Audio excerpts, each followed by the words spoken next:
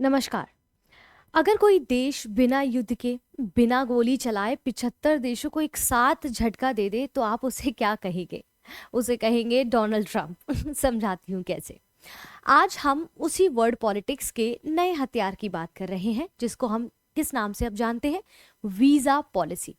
तो बताइए, क्या वीजा सिर्फ एक यात्रा का डॉक्यूमेंट रह गया है, या ये दुनिया की foreign policy plus economy plus power plus politics का टूल बन चुका है? और आज की इस क्लास में इस सवाल का हम जवाब देखेंगे कि हाल ही में अमेरिका ने 75 देशों के लिए इमिग्रेंट वीजा प्रोसेसिंग पर रोक लगा दी है। बहुत सारे देश हैं, लेकिन उनमें से अगर मैं स्पेसिफिकली बात करूं, हमारे पड़ोसी देश जैसे पाकिस्तान और बांग्लादेश इसमें शामिल है इस लिस्ट में। और ये सिर्फ एक खबर नहीं है बच्चों, ये बताती है कि राज्य अपने हितों की रक्षा कैसे कर सकता है। अब मैं राज्य हितों की रक्षा की बात क्यों कर रही हूँ, उन सबको हम समझेंगे। ये सारी गुत्थी क्या है, क्या अचानक से डोनाल्ड ट्रंप ने ये जो निर्णय लिया है वो कितना हितकारी है, कितना अहितकारी है, भारत इस विषय में क्या सोचता है, क्या भारत इस लिस्ट में है, उन सारी बातों को समझने का यहाँ पर हम प्रयास करेंगे। तो चलिए आगे बढ़ते हैं। यहाँ पर जो है Trump shocks Pakistan and Bangladesh, new visa stopped हो गया है, इसी बारे में हम यहाँ पर बात करने को उपस्थित हुए हैं। इससे पहले हम आगे बढ़े, आप सभी के लिए जरूरी सूचना, जो ऑफर हम लेकर आए थे मकर संक्रांति पे वो अभी जारी है। अगर आप देखेंगे जेपीएससी, जिसको झारखंड स्टेट स्पेसिफिक पेपर 2 की तैयारी करनी है, उसका प्राइस हम पहले 999 दिया करते थे।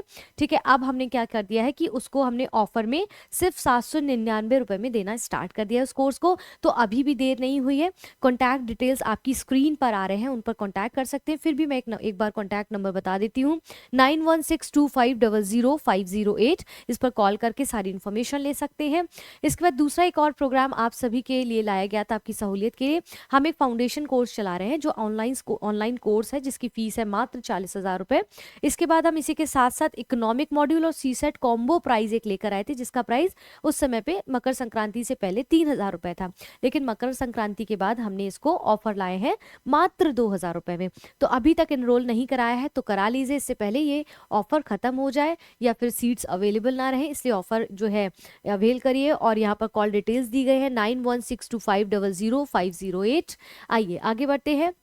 जैसा कि मैंने कहा, आज का टॉपिक है कि जो है कि अब देश में युद्ध नहीं दिख रहे हैं, एक नई पॉलिसी लेकर आए हैं डोनाल्ड ट्रंप जी। जैसे यूएस ने, अमेरिका ने 75 देशों के लिए वीज़ा प्रोसेसिंग पर बड़ी रोक लगा दी है। स्पेशली पाकिस्तान, स्पेशली क्यों कह रही, 75 लोगों की देशों की लिस्ट निकली है, जिसमें से पाकिस्तान और बांग्लादेश के बारे में बहुत हाईलाइट हो रहा है, क्योंकि पूरा विश्व की नज़रें उस पर गड़ी हुई है। जहाँ पर पाकिस्तान को जो है अमेरिका इतना ज़्यादा तवज्जो देता है। देखिए, मैं सच बताऊं तो पाकिस्तान के लोगों से उसको कोई लेना देना नहीं है, अमेरिका को।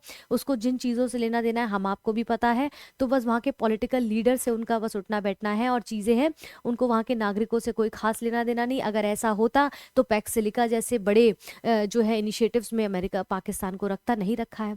ठीक है, एक उदाहरण के तौर पर। तो यहाँ पर ये चीज़ें हैं।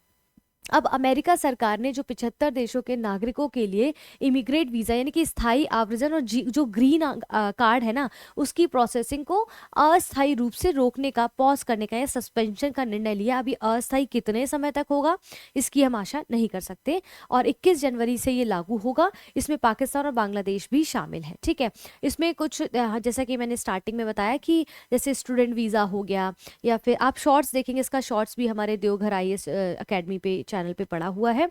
तो आप देखेंगे कि उसमें हमने शॉर्ट्स में भी बताया सारी डिटेलिंग को कि किन किन के लिए वीज़ा बंद रोका गया है, किन किन के लिए जारी है। तो यहाँ पर 21 जनवरी 2026 से इसको लागू कर दिया जाएगा। Implementation, US to stop issuing immigrant visa for 75 country, the US has announced and identified suspension of immigrant visa processing for individuals from 75 countries effective from 21 January 2026, right. तो यहाँ पर हम देखेंगे वो सारे कुछ कंट्रियों के नाम रिवील करे गए हैं, जैसे कि आप यहाँ पर दक्षिण अफ्रीका, अमेरिका में कुछ देख सकते हैं। कुछ यहाँ पर पूरा इतना बड़ा एरिया जो है यहाँ पर इमिग्रेंट वीज़ा को रोका गया है, तो आप इसको देख के समझ सकते हैं।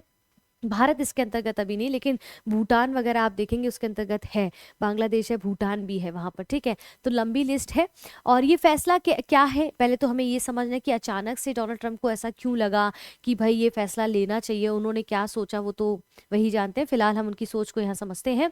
क्यों क्या रोक लगाई गई है, तो अमेरिका ने कहा है जो 75 देश है उनके लिए इमिग्रेंट वीज़ा प्रोसेसिंग को अस्थायी तौर पर रोक दिया गया है। इसका मतलब है कि इन देशों, जिन देशों पर ये वीज़ा रोका गया है उनके लिए स्थायी वीज़ा जैसे कि ग्रीन कार्ड अब जारी नहीं किए जाएंगे, हाल फिलहाल तो बिल्कुल भी नहीं किए जाएंगे, ठीक है।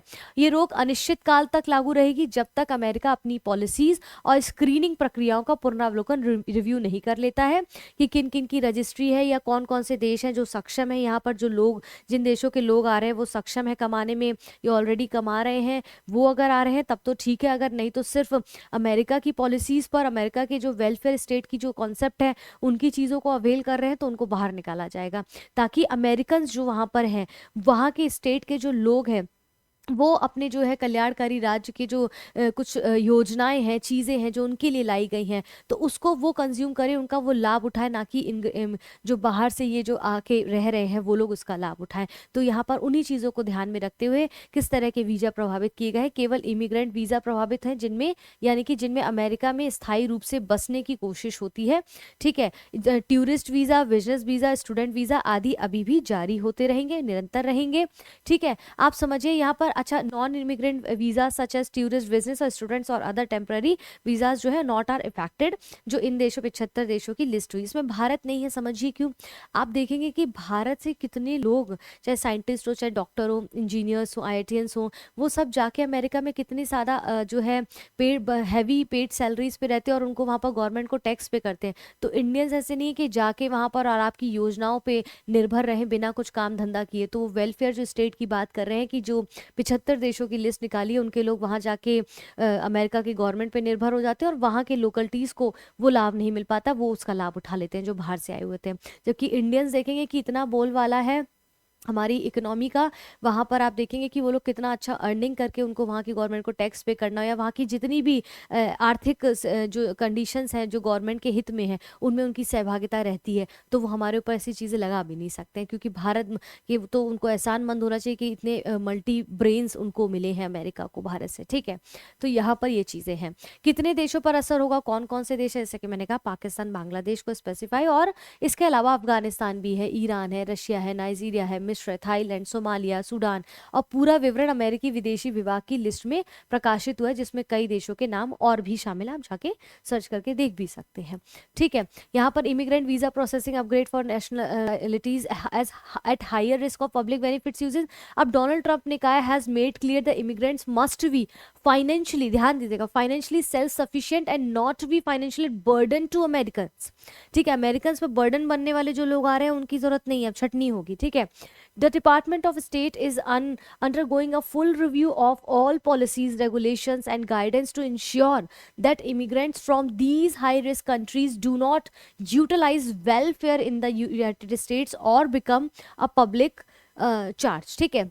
यहाँ पर निकोबार, नाइजीरिया, ये सारे देखिए, भूटान का नाम भी इसमें दिया गया होगा, ठीक है, भूटान का नाम भी सर्च करिए, इसमें होगा, तो वो भी है। Frequently asked question, what happened to my immigrants, was interview appointed और नॉट, ये सारे क्वेश्चंस उनकी साइट पे जाके आप देखेंगे तो आपको ये सारे मिल जाएंगे, ठीक है। तो इन्होंने यहाँ पर ध्यान देने की जरूरत है कि उनको नहीं बोला, उनको ही इमिग्रेंट्स को वो वीज़ा प्रोवाइड कराएंगे जो सेल्फ सफिशिएंट फाइनेंशियली हैं, उनको नहीं जो बर्डन बन रहे हैं अमेरिकन पर आकर, ठीक है।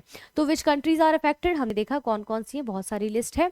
इसके बाद यूएस का कारण क्या, पब्लिक चार्ज सिद्धांत, यहाँ पर क्या इसके बारे में बात कर रहे हैं, ये पब्लिक चार्ज जो इनका कंसर्न है वो क्या है एक्चुअली। तो अमेरिका सरकार इस निर्णय का औपचारिक कारण ये बताती है कि उन्हें ये कंफर्म करना है, सुनिश्चित करना है कि नए आने वाले जो लोग हैं अलग अलग देशों से, अमेरिकी टैक्स पेयर और उन्हें अमेरिकी टैक्स पेयर और सरकारी सहायता जो वेलफेयर है, पब्लिक बेनिफिट्स पर निर्भर ना हो। मतलब ऐसा ना हो कि टैक्स पेयर उस पर निर्भरता हो उनकी, और अमेरिका के द्वारा जो भी योजना या वेलफेयर चीज़ें दी, बेनिफिट्स दिए जा रहे हैं अमेरिकन को, उसका ज़्यादा से ज़्यादा लाभ वो उठा ले और वहाँ के लोग उससे अवंचित रह जाए, ठीक है, वंचित, माफ़ी चाहती हूँ, वंचित रह जाए। तो सरकार ने कहा है कि कुछ देशों का आव्रजन को रोक कर वे ये जैसे 75 देशों के लोगों को यहाँ पर आने से इन कैटेगरीज में रोक कर वो ये देखेंगे कि ये जो आवेदक है वो आर्थिक रूप से आत्मनिर्भर है कि नहीं है, या यहाँ आके हम पर ही निर्भर होने वाले हैं। ठीक है, तो पब्लिक चार्ज नियम अमेरिकी इमिग्रेशन कानून में पहले से मौजूद है, पर इसे ज़्यादा अब सख्त और कड़ा अब बनाया जा रहा है, जो कि अब हम पढ़ रहे हैं। कल की ही न्यूज़ है, तो कल आया था, तो आज इसको आप पढ़ रहे हैं। इसके साथ साथ why has the US taken this step, तो पब्लिक चार्ज कंसर्न को लेकर क्या इसका मतलब पूर्ण वीज़ा बैन होगा? तो पूरी तरीके से वीज़ा बैन नहीं है इन देशों के लिए। जैसा कि मैंने कहा, ये रोक केवल स्थायी निवास पर जो लागू होते हैं उन पर है, यानी कि अस्थायी यात्री कौन, जैसे पर्यटक हैं, बच्चे, स्टूडेंट्स हैं, व्यापार है, शिक्षा है, इस रोक का सीधा असर इस पर नहीं होगा। लेकिन वीज़ा इंटरव्यू और आवेदन के दौरान संभवतः स्क्रीनिंग यानी कि जांच और कड़े सवालों का सामना करना पड़ सकता है। ठीक है, is this a total visa ban? तो ये बिल्कुल नहीं, this is not the blanket travel ban, ये पूरी तरीके से बैन नहीं है। और इसका इफेक्ट क्या पड़ेगा, क्या इम्पैक्ट पड़ेगा उन देशों के लोगों पर? तो नागरिक और परिवारों पर ये जो है स्थायी वीजा की प्रक्रिया रुक जाएगी, जिससे परिवारों का जो फिर से मिलना जाना है, नौकरी आधारित जो अवसर प्रभावित हो सकते जो उनको मिलने वाले थे। ठीक है, जो लोग पहले से इंटरव्यू के लिए वेटिंग लिस्ट में थे, उनकी प्रक्रिया अनिश्चित काल के लिए अब डिले हो गई है। जिन्होंने इंटरव्यू दिया था, उसके रिजल्ट्स आएंगे तो उनको डिले कर दिया जाएगा, क्योंकि भाई वो वहां जा ही नहीं सकते। आर्थिक और सामाजिक निहरताएं, यानी कि अमेरिका में रहने वाले प्रवासियों पर नियमों का ज्यादा कड़ा अभिगमन लागू होने की कंडीशंस आने वाली हैं, लागू हो जाएंगे जो ऑलरेडी रह रहे हैं। आलोचक ये कहते हैं कि जो पॉलिसीज है वो अव्यवस्थित रूप से बड़ी संख्या में लोगों को रोक सकती है। ये जो पॉलिसी लाई है वो आने वाले लोगों को अन्य देशों से वहां जाने से रोक लगा सकती है, और रियलिटी में डेटा पर आधारित ये नहीं लगती है। बहुत ज़्यादा लंबे चौड़े जो है लिस्ट के अंदर जो लोगों को रोका जाएगा। और ये अस्थायी रूप से जो आपको दिख रहा है, स्थायी तो नहीं है, पर ये अस्थायी कितना अस्थायी होगा ये देखने पे पता चलेगा। तो डोनाल्ड ट्रंप अब यहाँ क्या करने वाले हैं, इसके लिए तो हमें नजरें गड़ाए रखनी पड़ेंगी।